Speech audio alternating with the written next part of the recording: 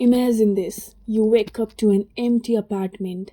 The silence is stretching long into the afternoon. There is no office to rush to, no coworkers to greet, just you, your freelance work, and the same routine, day after day.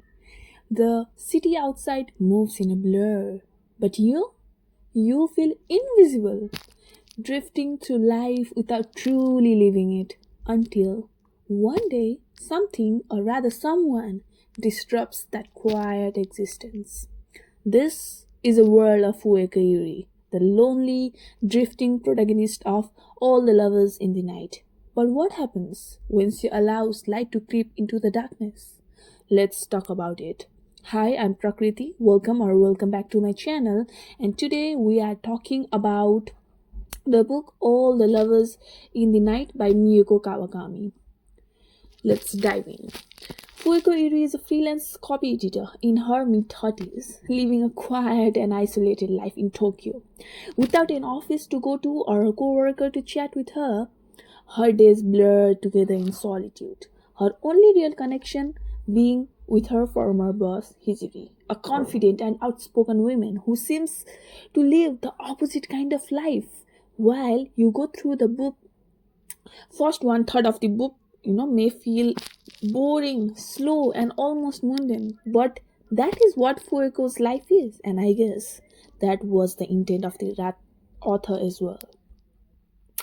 As Fuyuko moves through her routine, she begins to notice the weight of her loneliness. One day, an encounter with a middle-aged physics teacher named Misutsuka introduces her to something unfamiliar: genuine curiosity, conversation, and the possibility of change. Through the interaction, Fuyuko is drawn towards a life that feels just out of reach, one which might bring warmth and connection. But stepping into the light isn't always easy, or is it? Especially for someone who has spent so long in the shadows. All the Lovers in the Night is a quiet yet deeply introspective novel about isolation, self-discovery, and the delicate, sometimes painful process of letting others in. Kawakami's books are never about some twist, fast-paced plotline. They are always stories of extremely ordinary people and deep introspective to their lives. As you read the book, light plays a major, powerful symbolic role, representing both hope and vulnerability.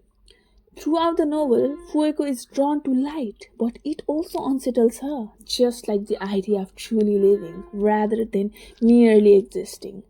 Light is often linked to moments of self-reflection and recognition.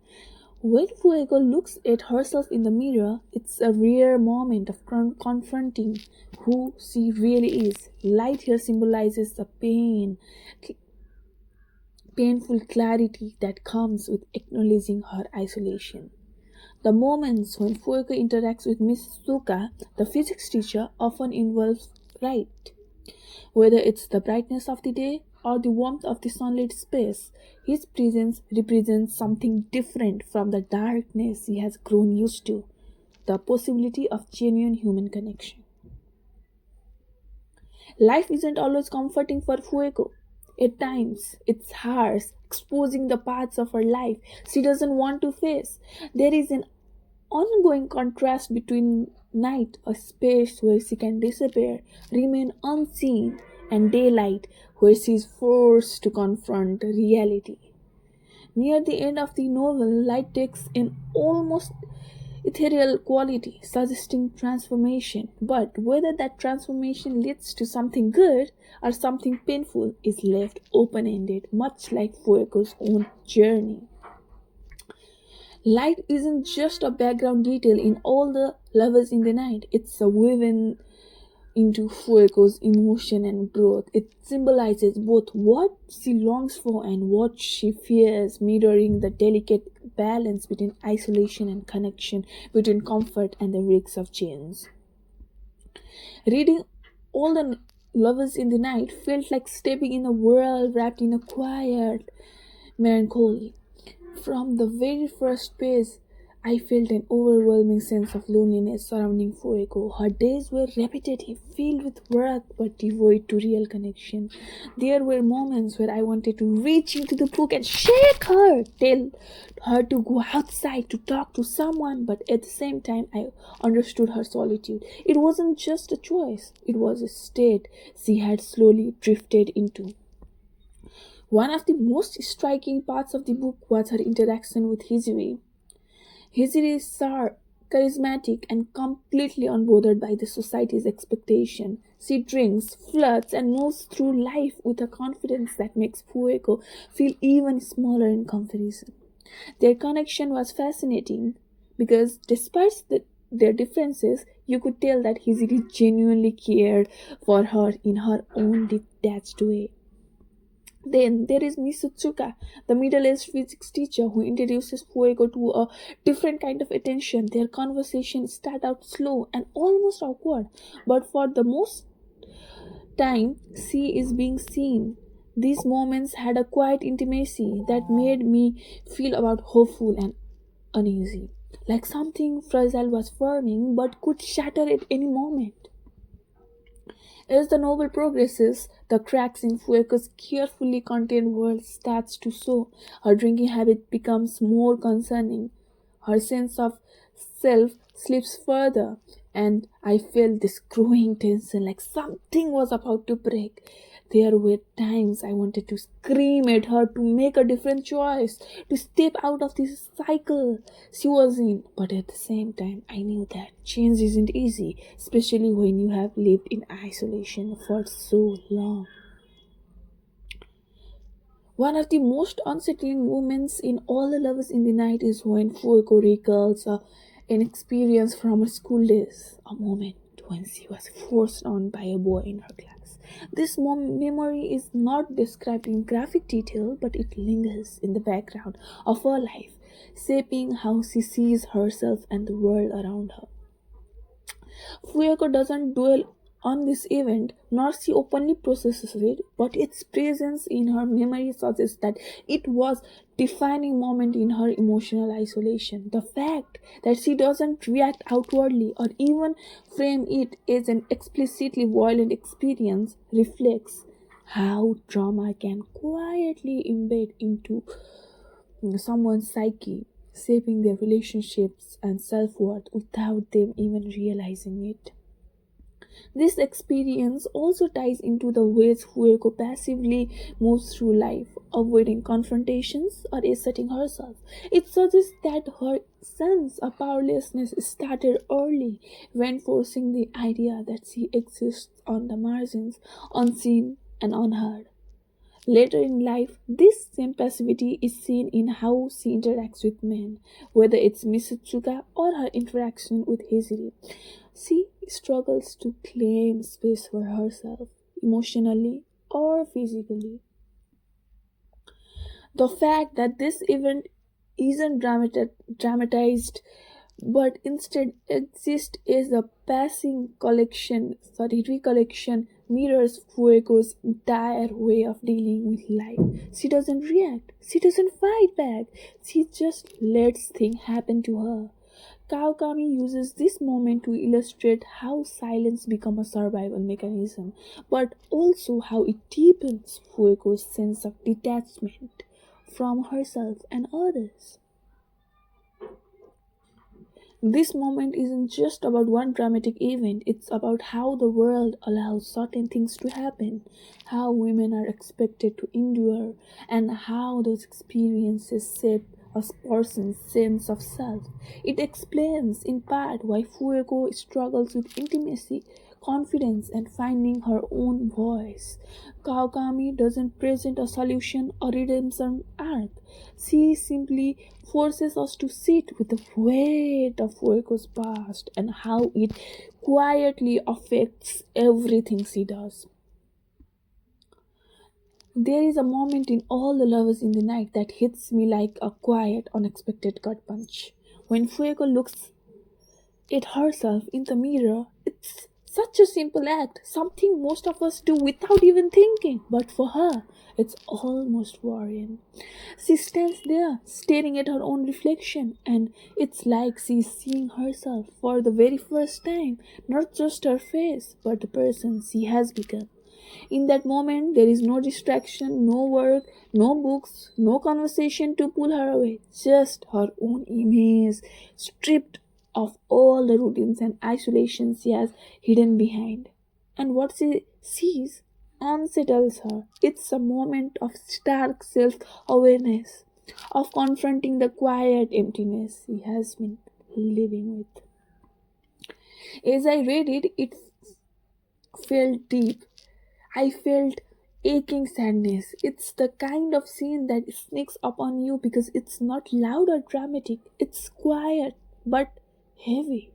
It made me think about how often we go through life without really looking at ourselves, without stopping to ask who we have become and whether we recognize the person staring back at us. This scene is a turning point, not because something huge happens immediately after, but because it's a crack in Fuyuko's carefully maintained existence. And once that crack forms, it's impossible to ignore. Also, I want to talk about other important theme in the book. Kawakami deliberately includes characters who fit into traditional societal expectations, getting married, having children, gossiping about others, is a contrast to Fuego's isolated existence. Through these characters, the novel explores social conformity, judgments, and the quiet alienation of those who don't fit in the mold. Throughout the novel, we see women who have followed the expected life path, married, children, and conventional social roles. These characters often serve as a reminder that society has set a trajectory for women, and those who deviate from it, like Fuego, are viewed as old or even pitiable. This reflects a larger commentary on how women are expected to find fulfillment in relationships and family rather than through solitude or personal ambition. The women who gossip, backbite, and casually make remarks about others reinforce the idea that society policies those who stray from the norms. Fuego is seen as strange, but because she is single, works alone, and lacks the typical markers of successful life. The book subtly critiques how people, especially women, are judged based on their marital status, career choices, and social presence rather than their inner lives. By including these conventionally successful women, Kawakami also asks, does following society's rules actually lead to happiness? Some of these characters seem content, but others engage in gossip, resentment, and shallow interactions, suggesting that their lives may not be as fulfilling as they appear. The novel challenges the assumptions that traditional path, marriage, children, a busy social life automatically leads to satisfaction.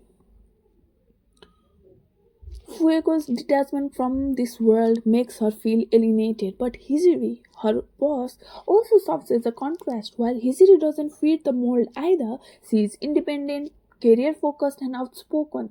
She embraces her differences rather than letting it isolate her. Hijiri is often taken as a hard hearted girl who wants to do her job in the best possible way and expect no less from others as well. People oftentimes gossip about she being difficult to work with and bitching about how shallow and heartless she is. But you know what? She doesn't give a damn about what others say. This shows that there is no single way to navigate societal expectations. Some people conform, some reject, and some, like Fuego, remain caught in between. So, guys, please let me know in the comments down below, have you read this book or not? And if you have not read, by the time you are watching this review, do you feel like reading the book? Further, by placing Fuyuko alongside these traditionally successful women, Kawakami highlights the unspoken pressures of societal norms and the loneliness that can come from not fitting in. The novel doesn't necessarily condemn those who conform, but it raises the question: what does it mean to live authentically and at what cost?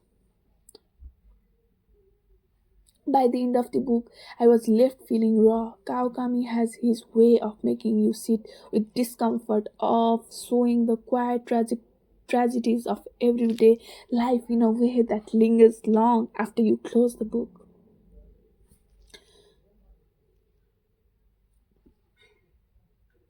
All the Lovers in the Night isn't a story with big dramatic twists. It's a slow, aching journey through loneliness, connection, and the small, sometimes painful ways people try to find light in their lives. So, if you love listening to me, do not forget to like, share, and subscribe to my channel. And please press the bell button to never miss the notification about my upcoming book talk. Till then, keep reading and share your thoughts on the comments down below. Bye bye.